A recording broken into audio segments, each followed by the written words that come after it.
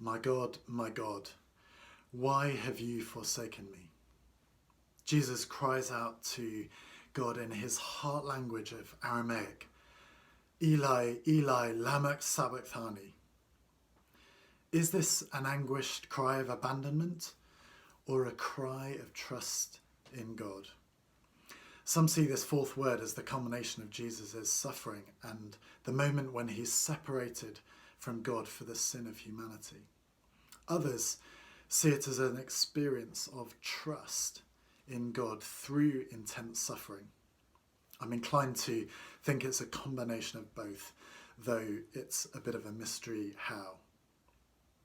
My God, why have you forsaken me?" is a direct quote from Psalm 22, which mentions a remarkable number of the circumstances of Jesus dying on the cross.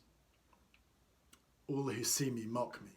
They hurl insults, shaking their heads. I am poured out like water. My bones are out of joint. My tongue sticks to the roof of my mouth. They have pierced my hands and my feet. I can count all my bones. People stare and gloat at me. They divide my garments among them and cast lots for my clothing." This lament moves from these expressions of pain to a confidence in God's deliverance. It doesn't ignore, eliminate, or reduce the present agony, but trusts there's a different future. Jesus is not far from death and utters a cry of desolation and agonized alienation. Amazingly, he does this at the 9th hour, the hour for prayer. This fourth word comes in the narrative when Jerusalem has been dark for 3 hours, which immediately brings to mind one of the plagues of judgment in Egypt and the darkness of the day of the Lord's judgment in Amos. "Will not the day of the Lord be darkness, not light, pitch dark, without a ray of brightness?" And again in Amos, "In that day, declares the sovereign Lord, I will make the sun go down at noon and darken the earth in broad daylight." The pain Jesus goes through for us is a separation from the uninterrupted intimacy of the Father and Son through millennia. The sunlight of God's love was blotted out under the weight of the world's evil. Tom Wright says, "He takes with him into the darkness of death the sin of the world, my sin, your sin, the sin of countless millions, the weight that has hung around the world's neck and dragged it down to destruction. The world is indeed a different place because of what Jesus did in his death." Why don't you take some time now to thank Jesus that he endured darkness and separation so you don't have to.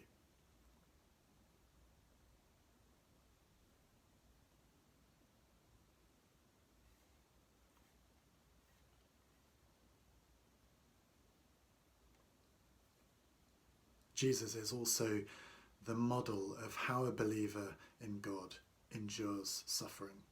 Whilst this cry is not a theological statement, he's in agony, it's remarkable that Jesus uses Psalm 22. If you see verse 24, it says, "For he has not despised nor disdained the suffering of the afflicted one. He has not hidden his face from him, but he has listened to his cry for help."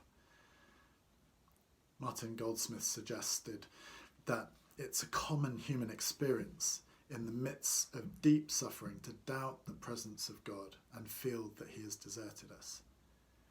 Jesus' cry looks like he's turning his back on God as he feels abandoned. Nevertheless, Jesus turns to God, talks to God.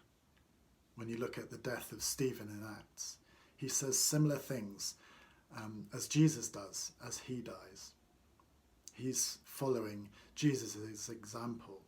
He forgives his murderers and he prays for God to receive his Spirit. Whatever you have been through this year, take some time to turn to God in trust. Talk to him about what has been hard.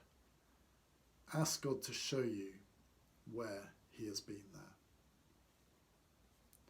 Henri Nouwen, author and Dutch priest, ties these two ideas of Jesus' separation from God and a model for suffering together when he says, Jesus' cry on the cross reveals a faith that will not let go of God, even when deluged by the greatest of all suffering. Father, thank you for Jesus. Thank you that he took my sin and died with it on the cross. Thank you that he endured separation from you for my sake. Thank you for his trust in you, in your will and your future. Help me to trust in you more. Help me to see when you have been there, even in my agony. I love you. Amen.